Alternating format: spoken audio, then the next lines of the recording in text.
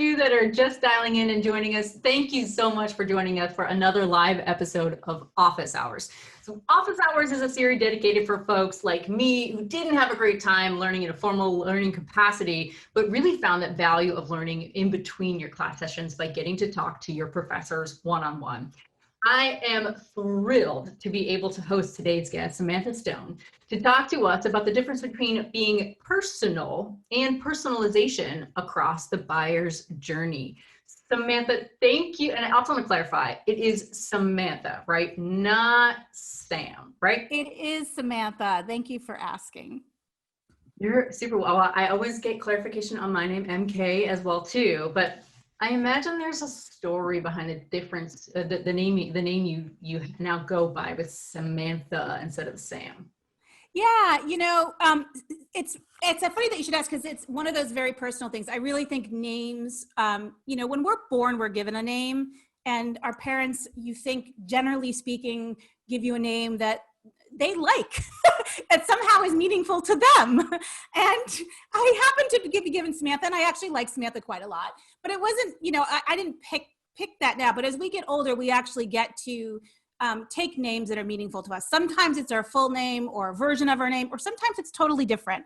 And as we get older, we get to pick a name that's meaningful to us. And Samantha's meaningful to me. It really derived out of being a young woman working professionally way over my head, to be honest. So when I first went into the workforce, I was Sam. I was Sam my whole life.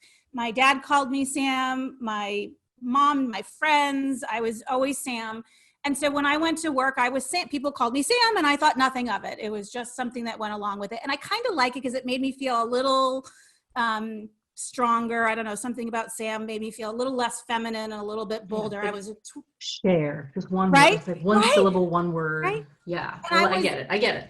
22 years old with no experience in these meetings, like with this job that I was super lucky to have, and people were giving me this grant, but I wanted to be bigger and bolder and older and more experienced in everything that I did. So Sam was purposeful, but I kept going into all these meetings with people who had an email and talked to, somebody had talked about me being there, and I'd walk in the room and they'd, invariably it was all men.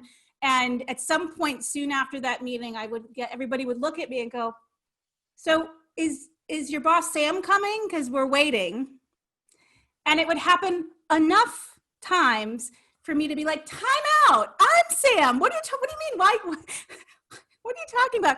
And there wasn't enough embarrassment actually in the room as a reaction to that comment. And it was sort of like, oh, okay, well, you should have said something when you walked in the room. And so I, being who I am, said enough of this. And that's when I started really using Samantha, and Samantha became, what it is. And, sometimes people, I joke, who really do know me will use Sam, and I'm not offended by it, but I really do prefer Samantha, and it's purposeful, and I chose it. And so when I get a solicitation to me and somebody says Sam in it, I know they don't know me. Like, it's an instant flag to me. They think they're being familiar. They think they're trying to be personal, but they've actually missed the mark, because that Samantha is meaningful and important, and it started for a really real reason. There are so many little tendrils of this that I want to acknowledge. The first of which is reclaiming your position as a leader and being at the table with a female in a position of leadership, and how few folks actually, first off, weren't even embarrassed or responded by the fact that they had mislabeled the whole situation. I think that's really important for you to have reclaimed, if you will, the name Samantha, and use that as a nod to the experience that you've gone through, as a symbol of your strength, but also now as a way to talk about, you don't know me if you're calling me Sam, and trying to iterate on this, what could be deemed as a personal moment, but ended up actually going in the completely wrong direction. Yeah, it's one of those things where at the time, I'll be honest, I sort of attributed to my age versus my gender. But then when the Sam versus Samantha thing kept coming, I'm like, no, this isn't about me being young. This is about me being a woman. And I need to change the dynamic so they're going into the meeting expecting me. And good or bad or indifferent, I'm going to call out the difference in how you perceive my voice in those meetings based on it. And look, I was really lucky I didn't know better. And so I didn't know better, and I didn't care what other people thought. So I felt comfortable doing that. But I know there's an awful lot of people in the world who don't feel comfortable in their voice and who won't interrupt a meeting, say, oh, I know, not your fault, but I prefer Samantha. I'm comfortable doing that. A lot of people aren't. And so I really try very hard to remember that, right, when I'm interacting with other people. And when someone does that, they deny you, they call you Sam, they deny you that remembrance, they deny you that moment where you can really be your whole self and you can really bring with you that journey that you have been on. Now, one thing I want to zoom in on as well too, is that you said that some folks have reached out to you using Sam as a sense of familiarity, as a sense of being personal, but it sounds like that just has gone completely awry. Yeah, it happens quite a lot, actually, way more than I would expect. I think people see, I mean, I don't use Sam anywhere. Like if you go to LinkedIn and Twitter or Facebook or presentation that I'm giving on stage or my book spine or an email signature, I do not use Sam. I always use Samantha. So anybody who has gotten me in their database has got to have Samantha in there. That is the only name by which I use. And yet people will shorten, just like David's will be Dave and Stevens will be Steve. And I catch myself, my husband's name is David and I only yell at him when I say David, right? So like, I don't want to say David to somebody because I'm like, now I'm mad at you. And that like comes through in my voice. And I have a Steven as a son who's not a Steve, right? He's not a Stevie, he's a Steven. Yep. And that's, how he prefers to be commented. So I think sometimes people are doing it out of goodness in their heart. They're not trying to annoy me. They're trying to do what they think is right. And maybe they know a Samantha who likes Sam, or they've, it's a common thing, but it backfired because if I am not using it in my profiles, there's really no reason a stranger who's never met me before should assume that they know how I like to be spoken to. Assume what I wrote was the correct thing. Yes. and make the assumption what I put out there. And it really happens all the time, at least 3 or 4 times a week. I'll get an unsolicited LinkedIn note. I get invited to meetings all the time and people will say, Sam, what's your thought? And well, I'm actually not Sam, but let's keep going. Yeah. And that will course correct, which, so I'm sure folks are like, this is a podcast or an episode just about how Samantha Stone goes by Samantha, not Sam. I promise you, we're all building to a point. And the point being, actually, you poignantly stated it earlier, is the fact that despite someone's intention, despite the fact that someone had good intention with what they were trying to do, they inadvertently took a personalization. They took a moment where they could have been personal and use that personalization as a way to actually alienate you instead of actually getting closer to you. It's a perfect way to think about today's episode of Office Hours, where personal and personalization are not the same thing. Now, the suffix at the end of personalization or personalize means a process. And when you build a process into being personal, you lose this layer of authenticity and relatability in what you're trying to do to establish a bond, to establish a really good relationship with someone. I'm curious to hear your thoughts on that differentiation between personalized and personalization versus personal. You literally wrote the book on personalization. So I think there's a really important distinction. First of all, let me just say both are good. I don't think personalization is bad, but sometimes when we talk about it, it comes up with negative connotations. Personalization is a way to proxy understanding the person that I'm communicating with in my audience and responding to them in a way. The problem is that we have defined personalization as cut and paste, take industry name, company name, abbreviation, insert here, and that we have defined personalization as doing that because that's the easy thing to do. It's also the wrong thing to do. Personalization, the process piece of this, is really on how we segment our audience to say, who would be interested in this white paper? Let me not just tell everybody, let me find the segment of people who have given me a signal. That's personalization. It might be I come to my website and the page of information I'm displayed is different because of the company's IP address I'm coming from. Now that worked when we were back in our home office. It's a little less unless I'm dialing in on my VPN now, right? But it is a way to say, oh, I recognize you're from this company. This company is a customer of ours. So I'm going to treat you differently than if you were a prospect who's not bought our product before. That's the process part of personalization. It's really important and it's hard to do. Personal is something completely different, and you cannot scale and automate. Personal is something where you really understand the person that I'm talking to, and you know that Samantha is more important than Sam, right? It's not that I have on my LinkedIn profile. This cracks me up. So I took a leadership course at Bentley, and that is on my LinkedIn profile. And I get all these Bentley alum communications. I'm not a Bentley alum. I took one 6-week class there. So they tried personalization, but they failed because they didn't take the time to look at what it said. They just saw the logo of a college and they said, oh, you must have this personal association with it. Well, I don't have a personal association. I have a personal association with Trinity College, where I went for 4 years. And if you looked at my LinkedIn profile, you would see that. Yes. That's the difference between personalization and personal to me. And it takes a different type of effort.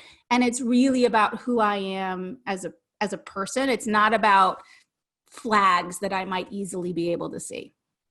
Yeah, I think that's a very clear and important distinction that we make, that personalization was meant to help us be actually faster and more efficient at our jobs. It was never meant to replace authenticity in being personal and as one-to-one as possible. And making the blanketed assumption that someone's, alma mater on their LinkedIn profile is what they live and breathe. Now, in this household, we do tend to be, my alma mater is the Ohio State, so we do tend to have an allegiance to that. My partner went to Iowa State, so she does have an allegiance to that. So, but that said, just because our household has that type of allegiance to our alma mater doesn't necessarily mean that everybody has that type of an affiliation with where they went to school. And granted, I'm dating myself. I went to school a long time ago, so I went longer ago than that. It doesn't necessarily mean that today you're still as passionate about supporting, the colors of your school and the pride in your school. But I love the way that you've really framed this for folks that are on the line. I just want to send a reminder to everybody, if you do have a question, feel free, add it to the chat. I know we have quite a few folks dialing in today who are BDRs, who are looking for help and assistance on being more personal and using personalization to help you be more efficient with your outreach. But if you have questions for Samantha and I, please fire away in the chat. But I wanted to dive in a little bit more on that concept of personalization. And when you've seen someone use personalization to deliver a personal moment, when they've really just nailed it, like they have put in the time and energy and effort to know you, and that has actually been fruitful for their outreach attempt. Yeah, I'll give you a good example of just this week, 2 contrasting communications that I received. So one worked beautifully, and it came in this morning, and I was begrudgingly going through my LinkedIn messages, and I was full, quite candidly, of a lot of garbage. And then I got this message that, and it was someone who had read my book, and all their message said was, hey, I love your book. And so much, I bought it for my boss, and they told me who their boss was and what their role was.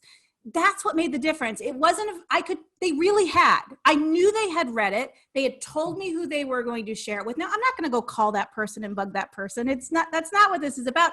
But it was a sincere, they found something that was important to me, and they reached out and they expressed that, right? It doesn't always have to be deep and meaty and secretive, right? I put this book in the world for people to read it. Yeah. And what I liked about their note wasn't just that they read it, but that it moved them to do something. So when we're out in the world and we're sharing an update on, Facebook or LinkedIn or somewhere else, and maybe I let folks know that I was coming to this discussion today, right? I want to know how it moved them. Tell me you registered. Don't tell me I saw that and, great job. Well, sure, great jobs are nice. But it was that moment of I did something with the information. It spurred me to take action that I thought was really personal and really great. I contrast that to another message that I received that made an attempt to do what I think most people think of as personalization. And they were inviting me to a podcast. And frankly, they were inviting me to a podcast that's probably a good fit for me and probably something that, you know, I don't really need to do, but I would maybe benefit from. And they started off with, you know, hello, Samantha. They used my proper full name. Nailed it. Step one, accomplished. We're off to a good start, right? And then they said, hey, I loved your podcast you did on, and they listed the name of the podcast and they linked to it. Okay. They didn't really, they're linking to my podcast, which means they probably haven't listened to it. They didn't call out a single thing about it that did anything. They just took a name because they wanted to be personalized. And we think you'd be a great guest for, and they put the link to their podcast. It was such a missed opportunity. They were so close. All they had to do is demonstrate that the particular episode of the podcast they heard, what did I say on that episode that caught your attention, that sounded like I might be a good guest for the podcast you're inviting me to? It was clear they had followed a formula. It said, dear name, insert somewhere you saw them. We think you would be a good guest. Here's all about us.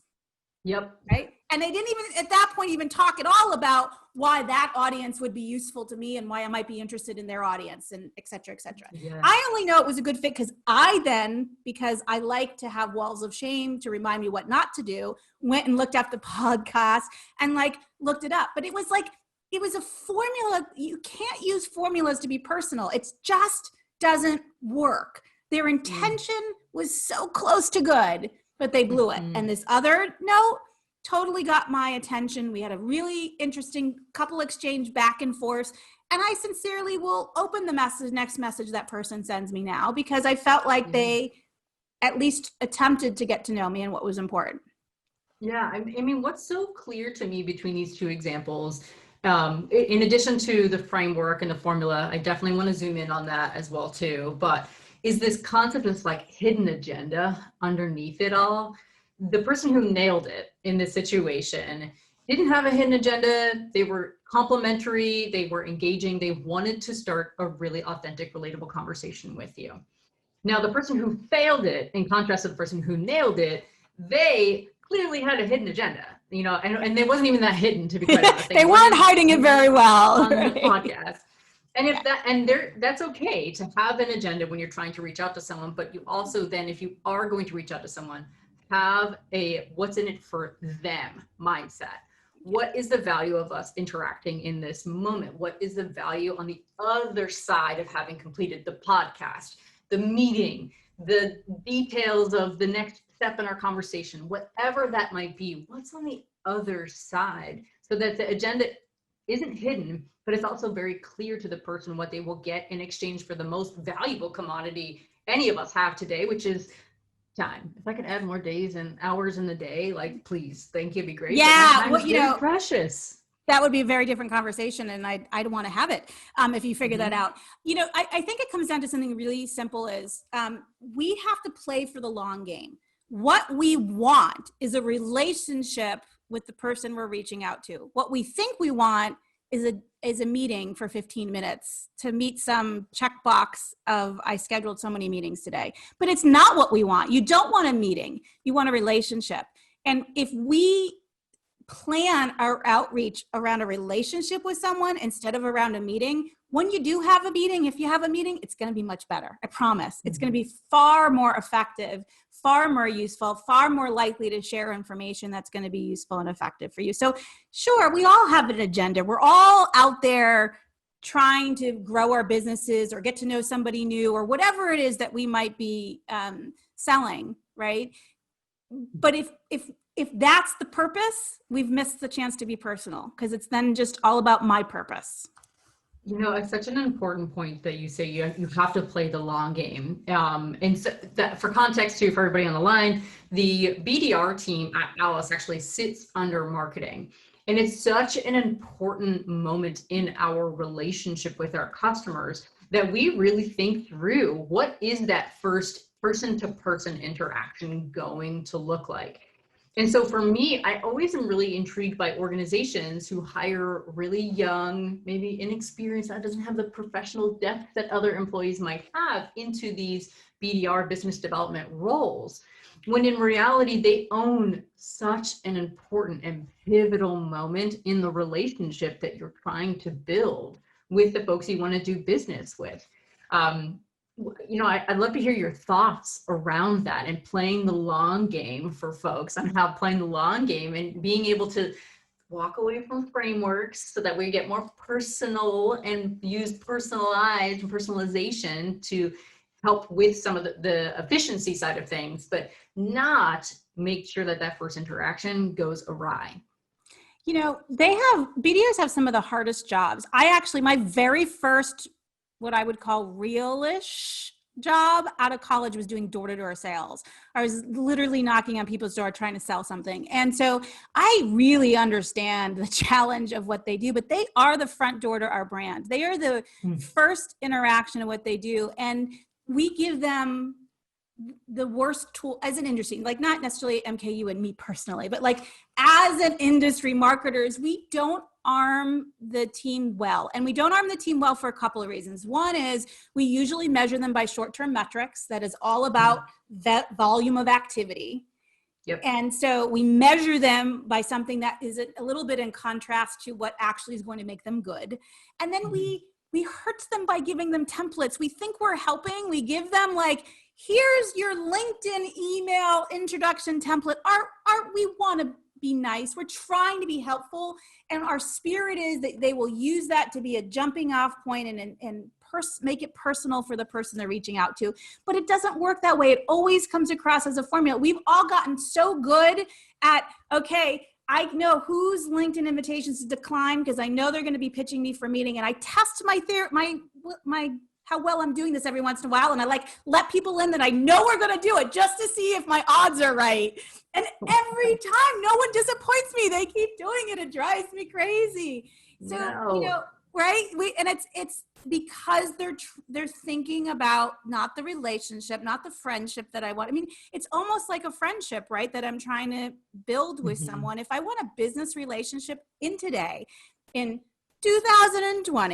the middle of a pandemic, right? And if you weren't already empathetic to buyers and wanting to have some connection to people outside of just the what we do, this is going to push you over the edge. People need it. We need that connection, and we needed it before, but now you can't have it any other way, right? We just don't have the mind space for annoyance. And so we've got to get better at this. We've got to help those folks really. I would rather my BDR make 10 phone calls in a day that result in 3 phenomenal conversations than make 100 phone calls in a day and get them all wrong. And that's the trade-off. I mean, you have to have some level of volume. I get it. I really do. Yeah. I run a business. I really do understand. I've run very large BDR teams at past lives that I've had. So I understand there's some level of volume, but we can't trade off scale for quality. And BDRs are the key to quality and to personal. You're the only ones that can dig in and understand the person you're reaching out to and make that connection for us. I love that as well too. There's so many blowing my mind right now. So the first thing is you have to approach your work, if you are a BDR, with empathy. You have to understand that you have to care about the person, not the persona that you're going after in your outreach. The second thing that I think you're saying in disguise is that managers, leaders in the BDR organization have an obligation to look for qualitative measurements of success. There are tools out there where you can look at the quality of conversation that people are having on the phone and reward that behavior instead of driving activity at volume-based metrics for your team as well too. I see we got a question in from Katie. Katie asks, love the insight on playing for the long game. How do you balance this with needing to hit the volumes expected of a BDR? It's tailored all this time. And from my perspective, I think a lot of that falls on the manager to reward and incentivize quality, so that volume isn't the only due north star that you're going after, but how you're getting to your goals. You've got to have meetings booked. You got to have meetings to tell. Stick rates are really important. Yeah. But I find it to be on the manager to actually find an alternative route to the volume game. If you have the person who's telling you that, like, I can do this qualitatively, not quantitatively. You know, Super curious to hear your thoughts. it's really easy. And it's so easy, we miss this. I don't care how many phone calls you make. I care how many meetings you set up. And if you're measuring the impact. Were you in our stand-up this morning as a BDR group? I all said that exact same line. Right. It's true. And so, you know, if we measure the impact and not the how we get there, because some people need to make 5,000 phone calls to do it. That's their model. That's how they operate. That's their style. That's what's going to work for them. Some people are going to have 2 conversations that just totally crush it, but their mind is all on those 2 conversations, and they're studious and they're analytical and it takes forever to prep. Both are okay. We've treated BDRs like there's this one way of being successful. And yet not only are they all individual humans who have their own processes and things, they're talking to bunches of different humans. So if we only have one type of BDR that does one type of thing, you will only appeal to a segment of the audience you're trying to capture who likes that. Everybody else goes away. My favorite BDR of all time ever, who was the most including those that attended today's call live today, right? Obviously, yes. Thank you. The ones that I've worked with directly. Thank you for that. Okay, there you go. Thank you. The ones that I direct with directly. She was a grandmother who was like, had no idea about technology and sold this. She was the most successful. And you know why? Because people don't hang up on grandma. And so she had a grandma voice and she used it, and she was slow and sweet and the opposite of me and like every way, shape, and she drove me crazy. I couldn't have a meeting with this woman. Like, she drove me crazy. It's like, you cannot call me. But she was fantastic at the people she connected with, that she built this relationship with. And we have to remember that, and we have to remind people that they have to do that. So to me, the balance is, you measure the impact. We also have to remember that this is a game of building a pipeline. Just like we build a pipeline for sales, you have to build a pipeline so you can have consistent, predictable performance for your activities as a BDR. So your first couple of months, it's going to be hard. It's because you don't have any pipeline. You're starting from scratch, and there's not much you can do about that except hustle and learn and practice and talk to a whole bunch of people and make a whole bunch of mistakes. But once you get a couple months in, now you start to build that pipeline of people that I can go back to. And I don't have to call you this week and get a meeting this week, because I have 10 people that I met a month ago that said, call me back in a month. That's how we get to volume, is by building up that pipeline, not by creating fake urgency on our timeline. Yes, please. Thank you. Again, there's that hidden agenda. There's something that's disingenuous, and people are now conditioned to be able to sniff out when someone has that hidden agenda, has something else up their sleeve. One thing that I really want to highlight here for those on the call is that BDR superpower. So not all of us have this advantage of being an adorable woman whose tone of voice comes across as elderly, who can build really good relationships. But if you're a dynamite subject line writer, hone that craft. If you know how to craft that first opening line when you get someone on the line, double down on that. Figure out that's your superpower and use that superpower to your advantage. To your point, it's going to take practice. You're going to need to refine and figure out and identify. And ideally, you have a manager who's invested in your personal success, who can help illuminate your superpower, can give you visibility into that. But you have to understand what that BDR superpower is of yours, and know when to shake it up, know when to use it to your advantage as well, too. Yeah, absolutely. I'm so glad you said that, because there isn't a way of doing this. We've got to figure out what your strengths, just like everything in our life and our work. What do we lean in? Like, we spend all of our schooling learning what we're bad at. I think school is designed to I hate school, right? Like, just to do that, even for I was a really good student, but just because I learn in the way that school was designed for, right? I'm actually not that smart. It worked for me, right? So but we learned what we were bad at, and then we honed in. The opposite happens when you go to work. All of a sudden, when you become a BDR or a marketer or a salesperson, or you found a company or you do anything else, you now get to lean in on your strengths And then you have a team of people that you work with that complement you. And it is a wonderfully rewarding thing, but we forget that sometimes. And we fixate on, I'm not very good at, math, right? So I don't calculate my forecast correctly, maybe, right? Or I'm not really good at subject lines, so my open rate drops. Fine. Buddy up with the person who's great at writing subject lines. You're great at something that they are not, and figure out how you complement each other and work together. I think that is such great advice. Barter your skills, if you will, Yes. to help each other out. We want to be the rising tide of all boats. Should be a team sport, but we don't treat it like that. We treat it as an extremely competitive type of scenario when it really should be about surrounding the audience and working together and figuring out how we lift each other up.